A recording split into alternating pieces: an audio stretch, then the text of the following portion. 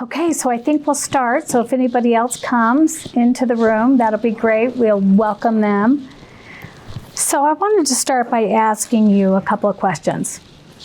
Did you know that in the history of the entire earth, so think about anybody that has ever lived on the earth, there are only 7 individuals who have ever earned the pinnacle of wealth as becoming a trillionaire.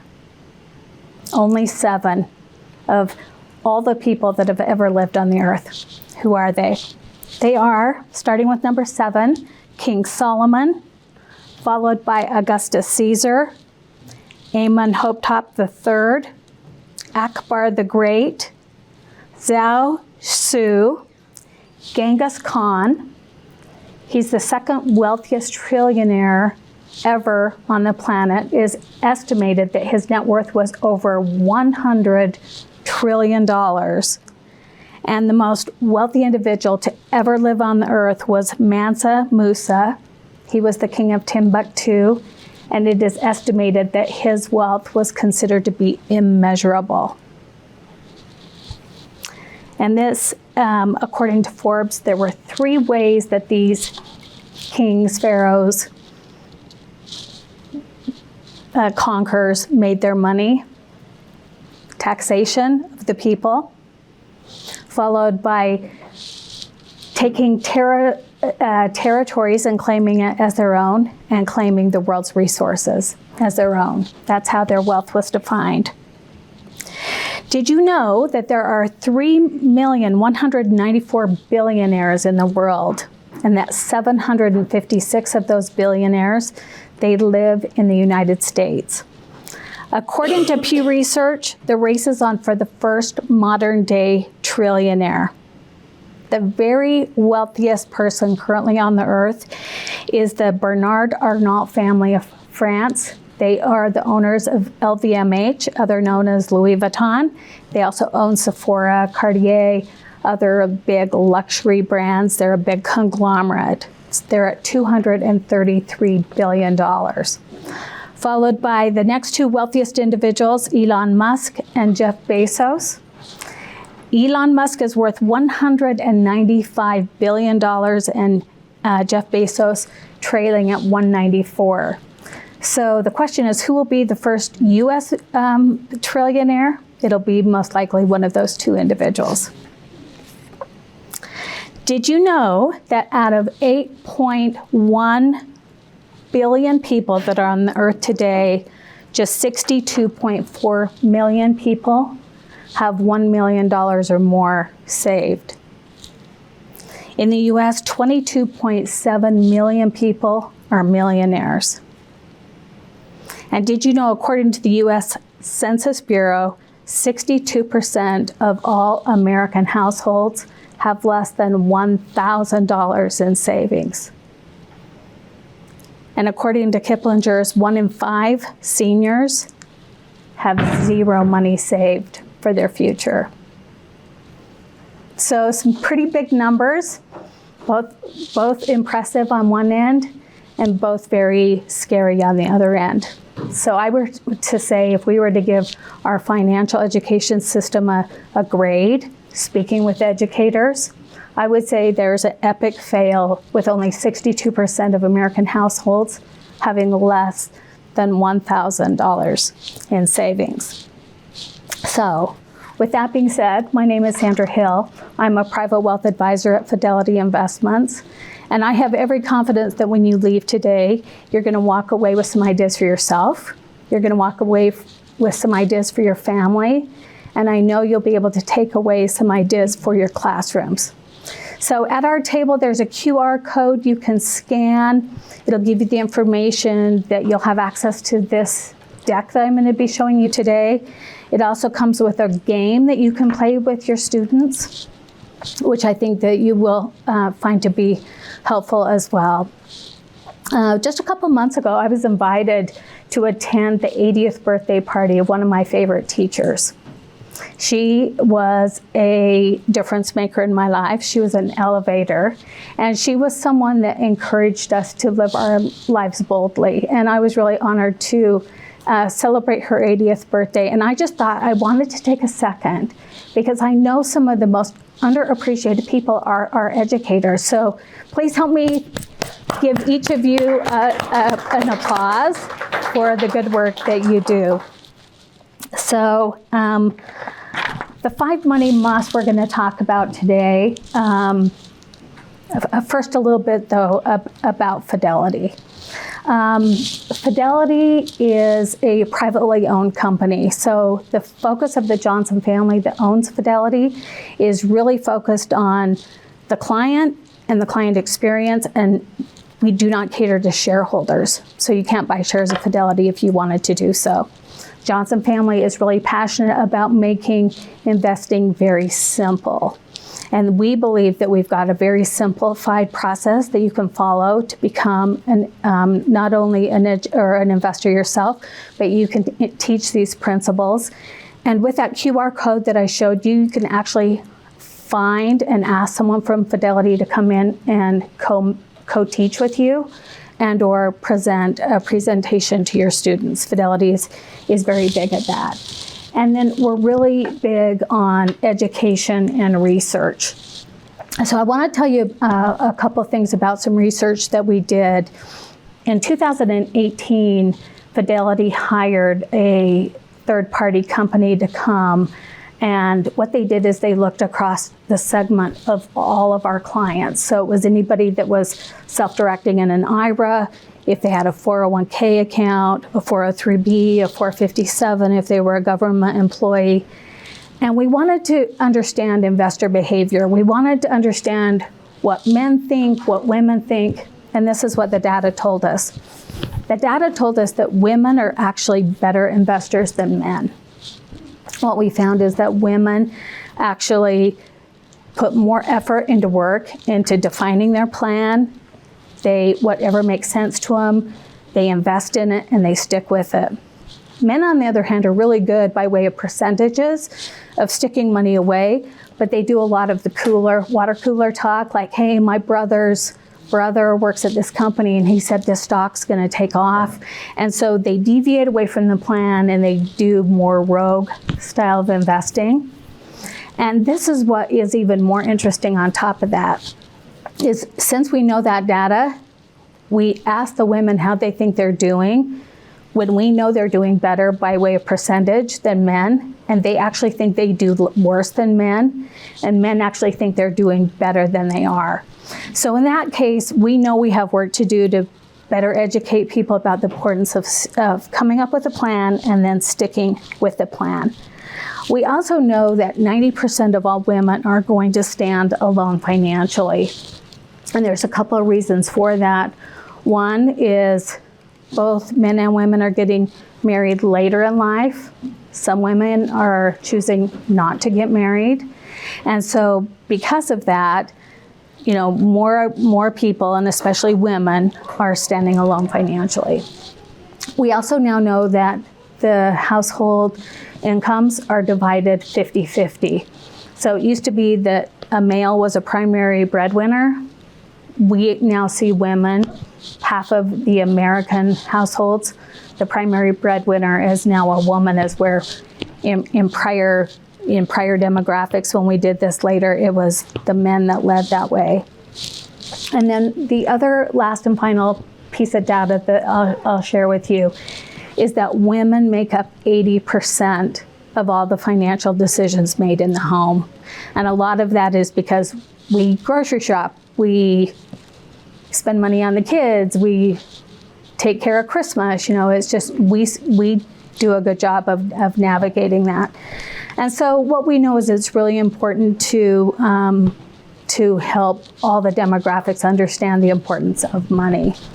I would say that one of the things that is somewhat concerning is we're starting to see women outpace the graduate and undergraduate degrees that are being earned. We need to make sure that the young men in our lives are being pulled along and that they're getting their educations as well. So with that being said, Fidelity is very invested in financial education, which is the point I wanted to bring by giving you those data points.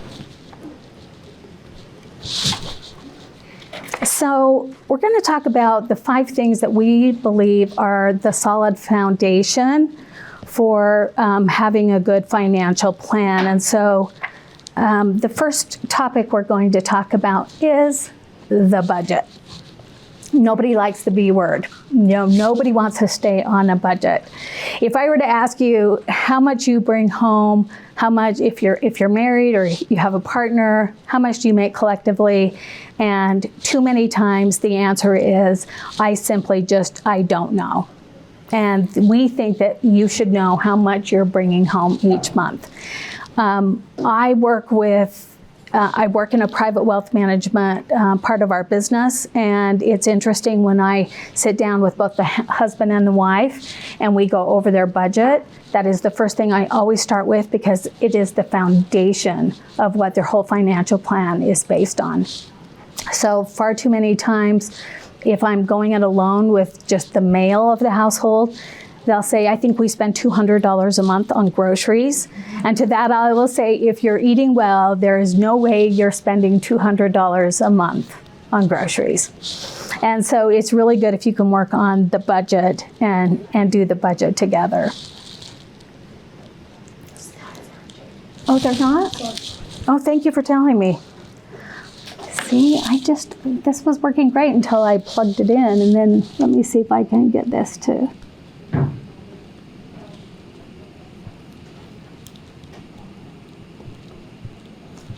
Okay, I'm going to try to get out of it. I think your screen is Nothing? still your first slide.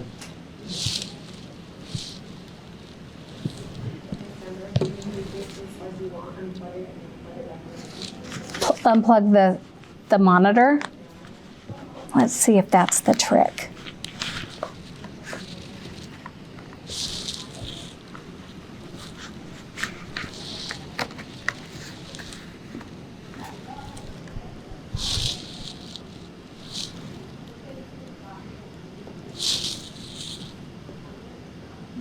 Nothing?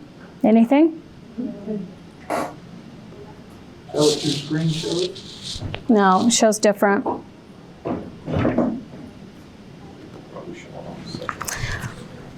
Well, okay, thank you.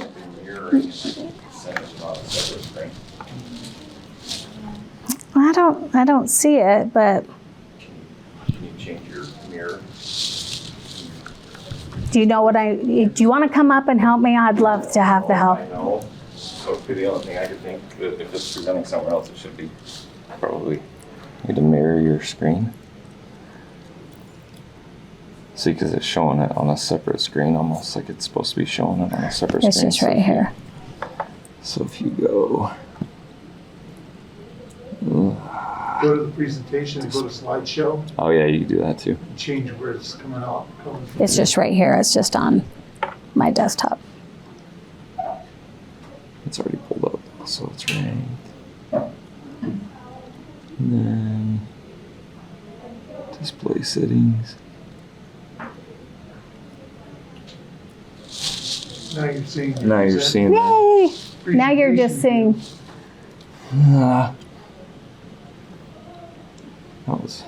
That was right, but Here we go.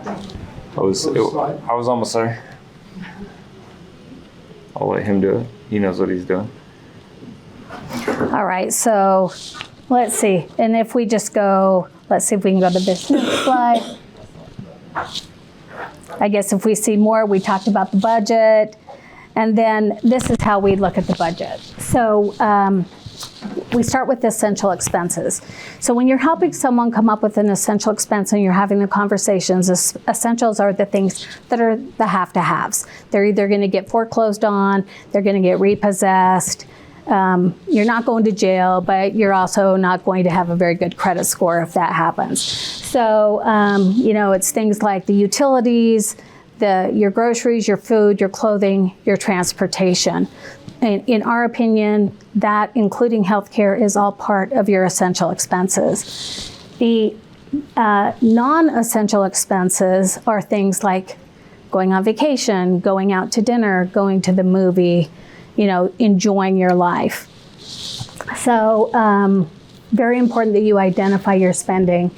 And then we are strong believers in having a short-term savings account and then also long-term savings. I have found in the 30 years that I've been in the business is most people are comfortable with a 3 to 6 month emergency fund to cover the essential expenses. So if your family needs roughly $6,000 or $7,000 a month, you should have at a minimum 3 times that amount in savings, up to 6 months. I find that when I'm working with retirees, they feel more comfortable when they have about a year of emergency, life. Our life is good for a year. It allows for more time for the market to go up and down, and they don't feel so panicked about having to take money out at a disadvantageous time. So with short-term savings, that's where your emergency money is going to be kept. And then long-term savings would be, of course, your retirement savings, but also maybe you want to buy a car in 5 years or a boat or something like that. You should have a savings account that you have set up that can go toward whatever that goal is. So I want to tell you a story about this couple that I worked with. In fact, they were featured in a magazine that Fidelity published years ago. It was called the Focus magazine. And this couple, they did all the right things. They had 4 kids that helped pay for their college. They paid for their weddings. They had money in savings. And they decided, hey, it's time to retire. They felt good about their decision to retire. So they decided to take a celebration trip to Hawaii. They got to Hawaii and they found this beautiful piece of property. And they said, oh my gosh, wouldn't this be a great place to spend the rest of our days? So they bought the property, they hired an architect, they built their dream home, and they moved to Hawaii. And guess what? They got over there and they loved their home, they loved the area, but they were missing their family. And so what they started doing with their 4 children is one at a time, they would take their entire family, pay for their kids to go visit, spend a week with them, and then they would send them home. And then their kids would go back home to Texas and they would be in Hawaii and they'd get a little lonely. And so they'd decide to fly home to Texas. And all of a sudden their travel budget got really big because they hadn't planned for this big travel budget while they were in retirement. Not only that, but this was during the time when the Twin Towers came down because of the terrorist attacks. And all of a sudden the market dropped significantly. And this man named Dick and his wife Barb called Fidelity and said, we're worried. We wonder if you can help us figure this out. So we did. We sat down with them. First thing we did was we wrote out the budget. We then looked at their income streams. We ran the calculations and we agreed that their plan was indeed in trouble. And so they were like, well, we actually, not only can we not afford to have our family come see us, nor can we afford to go see them, but this is just not sustainable over the long term because of the cost of living in Hawaii. Now, I think all of us have made financial mistakes along the way, and I find that a lot of times those mistakes are made when we make decisions in isolation and we're not bringing in a professional to help us talk through maybe some of the things that are required to make good financial decisions. And so this was the plan. We suggested that they sell their home in Hawaii and they move back to the United States where the cost of living wasn't quite so high. And that's exactly what they did. They bought a beautiful piece of property down in Texas. They bought an acre that was wooded, green, lush, beautiful. And they took their exact same house plans, this dream home that they had built in Hawaii. And they built it in Texas near their kids. And we were able to turn their plan from being unsuccessful back to being successful. So this is why a budget is foundational to the 5 money musts. Is without it, you just never know where you're going to be. So what is the recipe? How do you know that you'll have enough money to retire? So I'm going to give you just some general rules of thumb. But the general rule of thumb is that whatever you have in savings, you can live on about a 4% withdrawal rate. That is roughly what the market will keep up with over the long term. So the recipe Fidelity's come up that we've tried and true, we know that this works, is we suggest no more than 50% of your net take-home pay should go towards your essential expenses. And then 15% of your income should be earmarked for your retirement. So if you have a 401k, a 403b, a 457 that you're contributing to, that 15% can be the amount you put in, and it can also be the amount that a company matches or an institution matches. So if you're saving 15%, you're well on your way. And then 5% would go towards your savings goals. So this would be, the first thing would be to have an extra $1,000 in your checkbook. Put the $1,000 in, you say your account's now at zero, you've always got a backfall of cash that you can lean into if you have to. So that would be the first. And then you start building your 3-month emergency fund, would be the next step in that. After you have that, then you start saving for the coat or the car or the boat or the Louis Vuitton bag. If you want to help the Arnett family become the first trillionaires, you could do that as well. But whatever it is that you want to put that towards savings, and then you add this up and you say, okay, Sandra, this doesn't add up to 100%. So that, again, that 30 extra percent that you earn is what you spend on your lifestyle. You're having fun, you're going on vacations, you're buying Christmas. So this is foundational to having a good budget. Okay, the next brick in the foundational 5 is going to be your credit. And I want to just share with you some little credit tips. So it's important to be able to check your credit. All of us have credit. You can check Equifax, Experian, freecreditreport.com. There's lots of credit rating agencies that you can go on, and for free, you can look at your credit a couple of times a year. Find out what your credit score is. Your credit score will make a difference because the higher your credit score, the better rates of interest you can get at the banks and or even car dealerships. They'll look at your credit score. They'll still sell you a car, but you may be paying 13% on that car instead of maybe a prevailing rate of 4%. So the worse credit score you have, the more you'll pay in interest. The second bullet point over building your credit, build your credit as needed. I don't know if you know this, but this is a gift I gave to my children. As soon as they were in junior high, 9th grade, I had a low balance credit card that I would add my kids on as an authorized user. They immediately started taking advantage of my credit score. So they don't own the credit card. They're not responsible for the bill.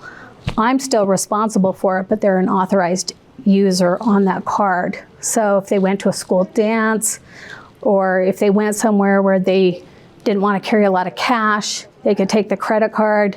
They'd have to pay me back the amount they charged on the credit card. But by the time they graduated from high school and or college, they had credit scores in the high 800s. So it just is a way for them to start building their own credit.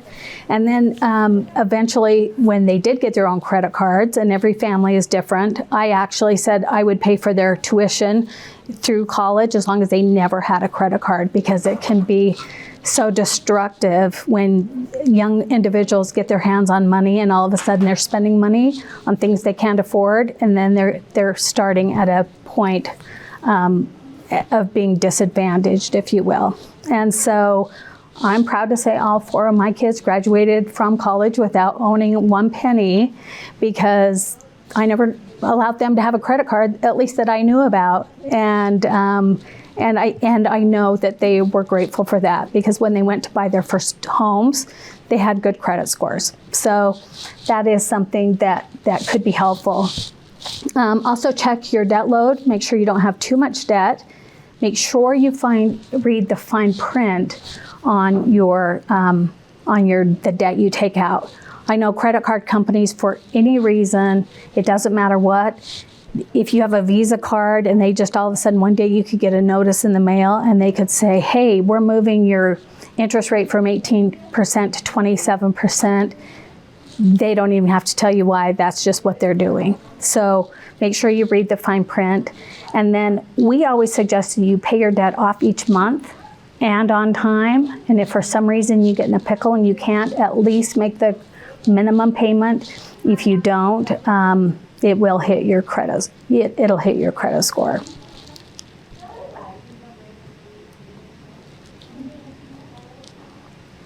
So this is what FICO looks at. And I know that there were some other classes about FICO score, but they're looking at your payment history. They're looking at the length of your history.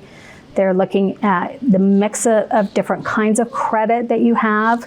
So for example, a home, a car isn't necessarily a bad thing to have credit on, but if you have large amounts of consumer credit cards, and you continually seek new credit, that can lower your credit score. So make sure that you're not taking on more credit requests than you actually need.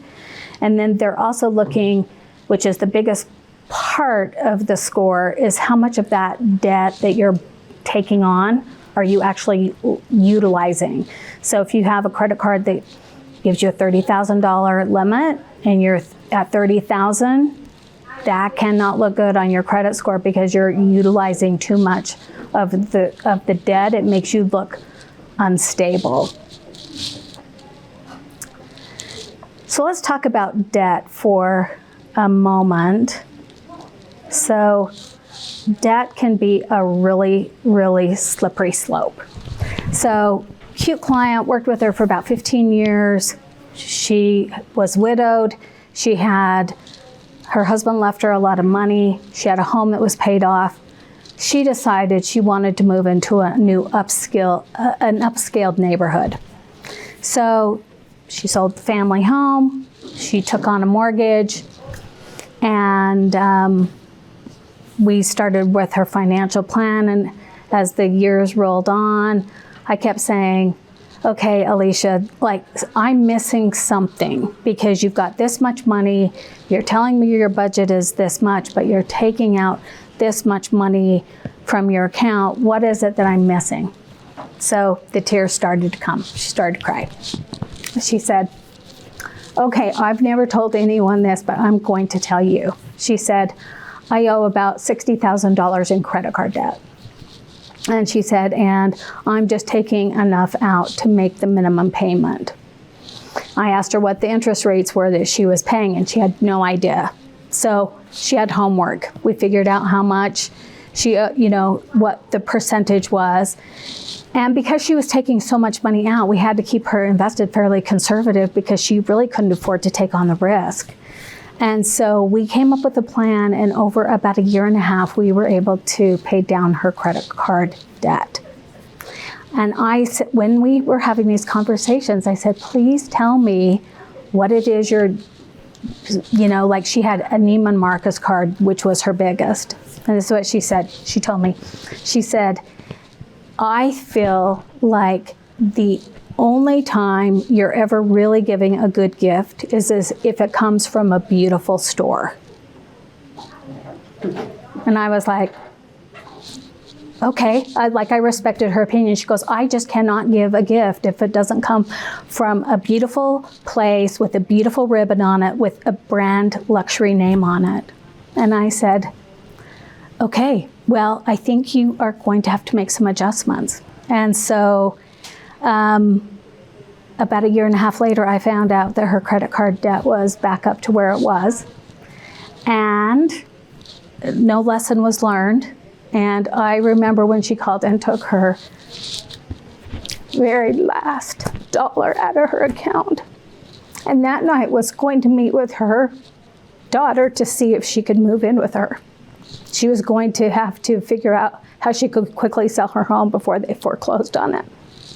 So my advice is don't buy stupid stuff. I would also encourage you and your students to find a financial buddy.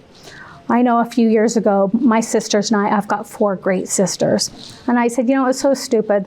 We get together. My mother always has this mother-daughter lunch for Christmas, and it's so much fun. And we take a gift. And I said, what if we just did something this year like, whatever you buy has to come from a thrift store? And so I went to the thrift store. I started looking 6 months in advance. And I found these really beautiful bowls. They were all different, and I just wrapped them up, and they randomly got to pick a gift. I think I didn't pay more than $10 for every bowl, and they loved them. So I think you can be very unique.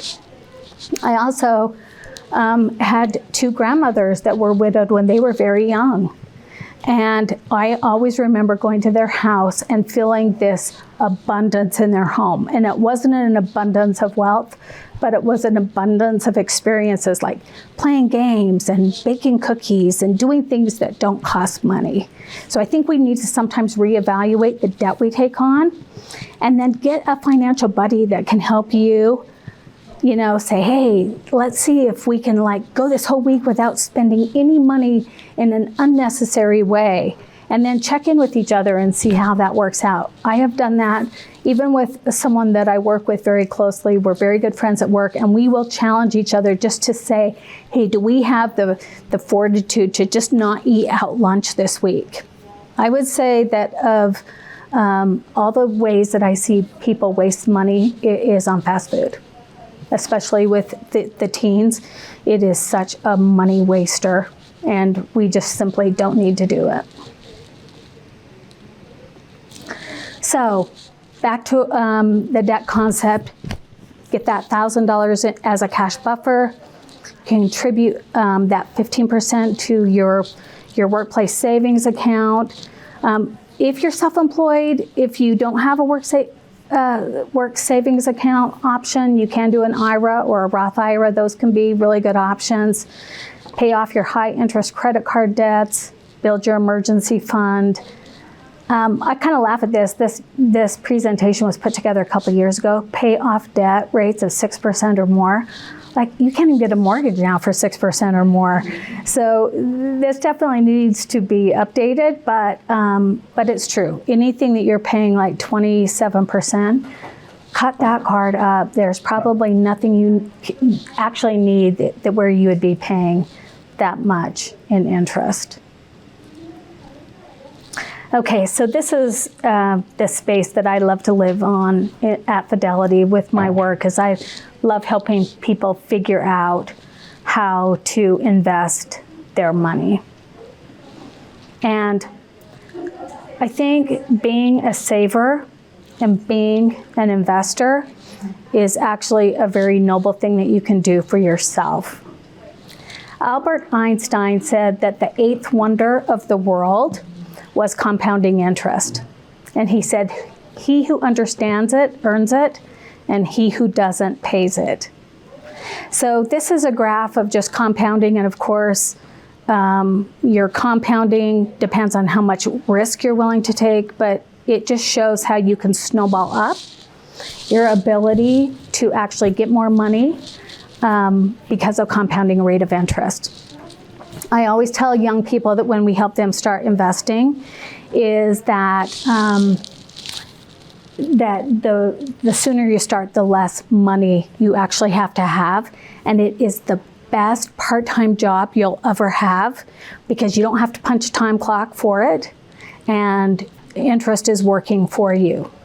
I even say that to myself, the best thing you can do for yourself is you need a second job, save money, and let the market and the interest compounding work for you. So there's really 4 components of a well-diversified asset allocation, and it's made up of, yes, we want you to have your short-term cash. We do believe in owning individual stocks, and you can either do that by owning the stock directly.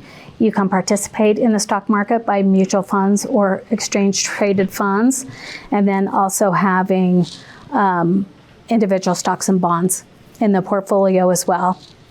When you have a mix of everything in the portfolio, when you have a blended portfolio, you're more diversified, which means inherently you're taking on less risk. So just another client story. This happened back in the financial crisis back in 2008 and 9. Again, I'd worked with this man for about 12 to 15 years. Loved him. He was a great client. He was disciplined. He stayed true to the plan that we had in place. And his mother was turning 92, and she had dementia, and they had to finally put her into a nursing home. And so he was in charge of his mother's finances. And guess what? His brothers and sisters kept saying, "Are you sure you know what you're doing with mom's money?" And he said, "I've decided I don't want my siblings to ever come to me, so I would like Fidelity to manage my money for me." And so we did. And so we took over the money, and I called him and I said, "You know, your mother's got all of her money in this one stock. It's not diversified. There's inherently a lot of risk with this portfolio. And based on the risk assessment you've told us about, this is highly inappropriate for her." And so he gave us the go-ahead to liquidate the stock.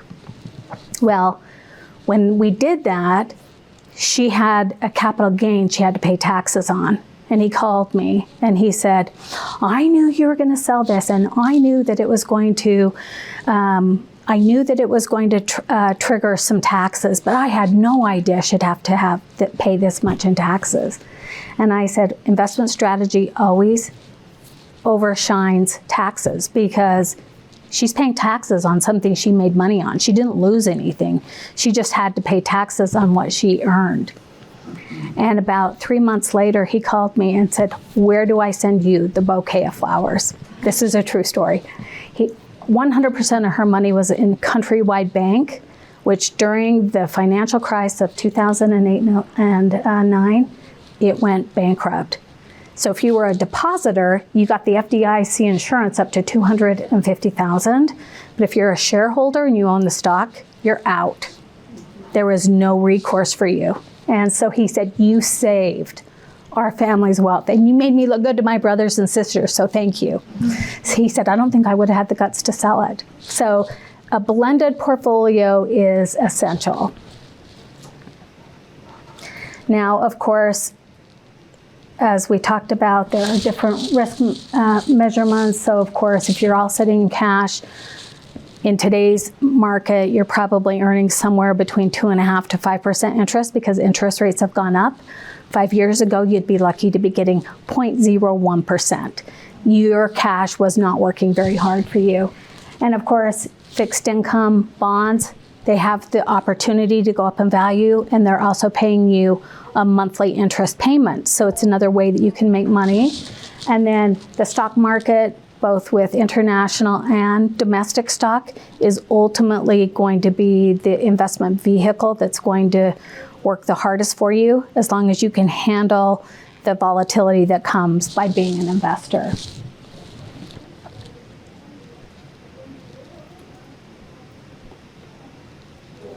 And then again, how do we determine when is the right time to go into the stock market? If you know you'll need the money within 1 to 2 years, keep it in cash. We would never want you to have money to invest, and then all of a sudden, because the market turns, you have money but you need it in 2 years, invest it in something that's not going to lose you money. And then anything over 3 to 4 years, we consider that long term, and we can find an appropriate strategy to help you invest in.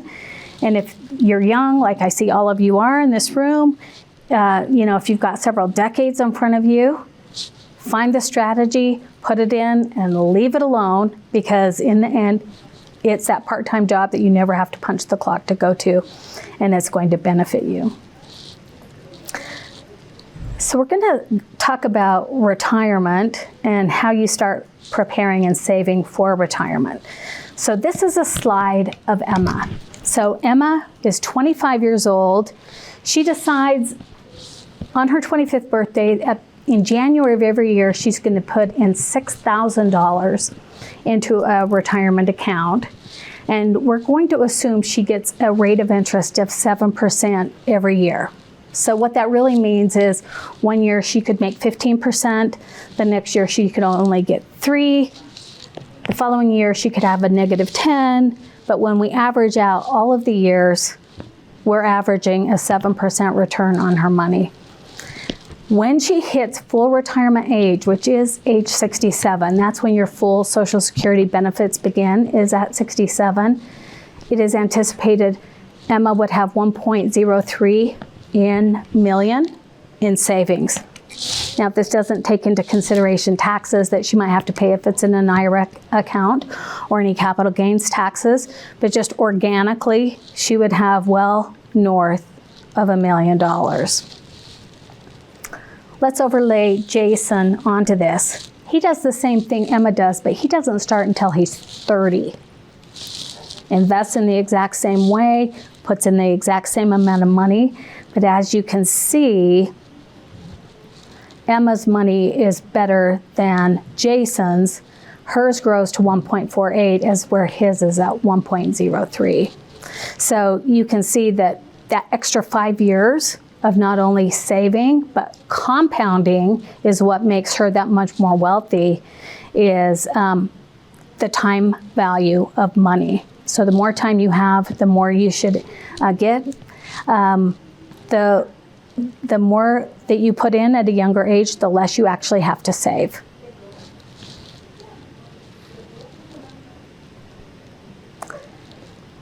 So again, these are the investment vehicles that are available to most. So 401ks, 403bs, 457s, IRAs, Roth IRAs. If your income limits allow, a Roth IRA can be a very, very important investment vehicle. In fact, if you qualify for it and you're in a low tax bracket, we're almost going to always suggest that as being a great place to start, especially if you're influencing young investors. Let's say you have a student that works at like Shields and he's or she is making $15 or $20 an hour. Get them to put that money in a Roth IRA. Their income limit would be low. And if they could start at a very young age, even if they just put $100 a paycheck into the portfolio, they're never going to miss that money. I think how much money I waste every month just by getting, oh, let's go get ice cream. Let's go get a drink. Let's go do this. Like, I could easily save another $100. Now, that's the fun part of life, but I could easily get it. You had a question. Yeah, I preach Roth to everybody anytime. Adults, not as much, but my students, I tell them about my kids. I have my kids open Roths, and they don't have to be the ones to put the money in, but they can't put in more than they earn. So like, tell the grandparents, I got a part-time job, do you want to put some money in my Roth for a birthday present? Well, parents would probably tell the grandparents that or something, but my son's 29, he didn't start working until about 5 years ago, and he had one job. He put some in his Roth because he had extra and stuff like that, and then he went in with me to buy a piece of property, so he pulled out everything that was in his Roth, but he's still got $6,500 sitting there that's going to grow for 30 more years, tax-free, that he can pull out later. So even he was able to pull out every penny he put in, use it like he wanted to. I just think that's the most versatile option for young people, because you don't know what you might need money for. You maybe to get married, when you have a kid, buy a house. It also doesn't count for financial aid. So any money they have in a Roth does not count as assets in financial aid. So I just think I think they're the best things ever invented for people under a certain income. Yeah, they are. They're a really great vehicle. I work with a lot of ultra high net worth clients. It's interesting, but I cannot tell you how many, and we want to do what the wealthy people do, right? We want to know what their secrets are. And a lot of them, if their son or daughter mow lawns, that money goes into a Roth IRA. And there are IRS approved ways that you can claim that income, even though they don't have a W-2 income. You have to be careful, work with your tax advisor on that. But it is a very good investment vehicle to put the money in. So, give your students the information that they need. I hate so much that statistic that 61% of all American households don't even have $1,000 in savings. For a country that is so great as ours, that is a failure on the educational system in not teaching financial aid. So I want to close with telling you my own story. And I wasn't going to cry, but I always kind of do. So 7 years ago, it was my birthday, and my husband said, what if we go to Scottsdale, get out of the smog of Salt Lake City, let's go for your birthday, we'll just go for like 3 or 4 days. And so I said, I'd love that. And so we got to Scottsdale, we had settled in, and the telephone rang. And it was my daughter, who's 29, expecting her third, telling me that her husband had passed away that night. And so, of course, I could not get home fast enough.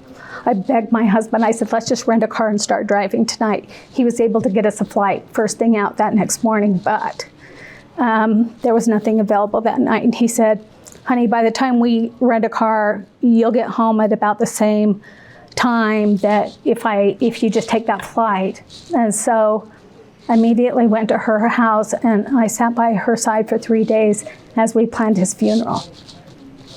And as my husband and I did not sleep at all that night waiting to come home, I borrowed all kinds of trouble. And I was like, well, she'll probably have to sell her house, and the baby's going to be born here in like 2 months, and we'll probably have to pay for the funeral, and I don't know how much that costs. I hadn't even ever really looked into that.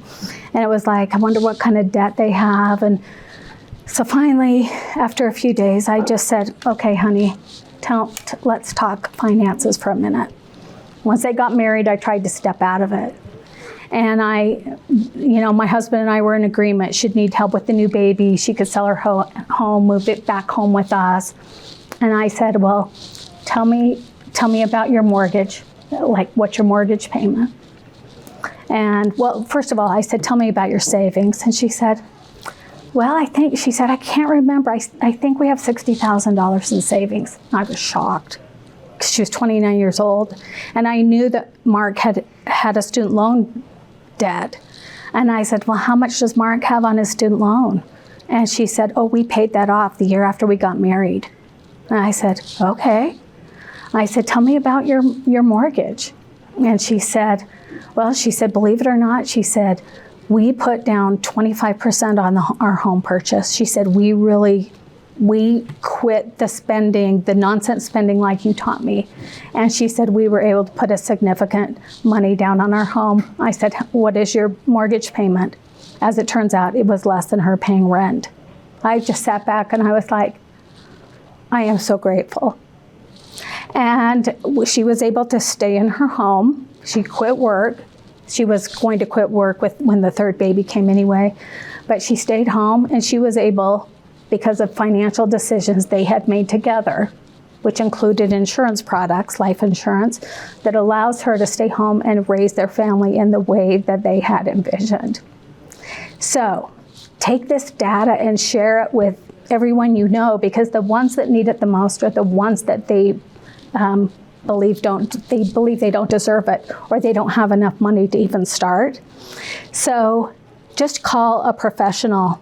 We sell help at Fidelity, and it's free. Phone calls are free. The account opening is free. There's no account balance. I'm not selling anything. I'm just letting you know you have access to help, and it doesn't cost you anything. I know we've only got probably a couple minutes. Any quick questions?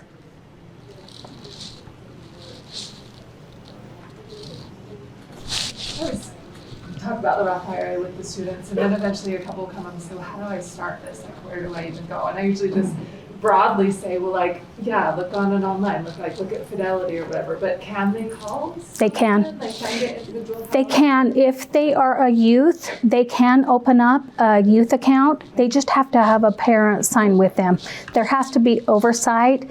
Technically, to own a security, you need to be 18, but with the provision of a parent or a guardian, yes, they If can. they're 18, they can call. They can do it on their own. We'll help them, or just Exactly. It's not super difficult for them. It's I don't not. know. I can't I don't really want to give them like investing advice, but Right. generally. And you probably shouldn't because you're not licensed to do so. Right. But anybody that answers the phone at Fidelity is a licensed professional, and they can have those financial conversations, and it's free. Yeah. So all the time that you're advising all these families, that advice is free to them, as long as they have an account? Or do they have fees once they have accounts and they meet with you regularly? Do they pay for your advice? So it's yes and no. So we do offer clients two choices. There's two paths you can go. For people that have the time, skill, and the will to manage the money on their own, we help them. There's no fee, there's no cost. They just invest, and it doesn't cost them a cent. A lot of times we can be really efficient with our clients and say, hey, you don't need this money till your retirement. We know that your risk tolerance is high, you're young, you've got a long runway in front of you. A growth strategy is probably going to be the best. We can get them set up. They just automatically put money in every month, and they're set. No cost. There are other people that say, I don't want to manage any of this on my own. I just want to hire you to be the professional, rebalancing my account, looking over it, doing the stock picking.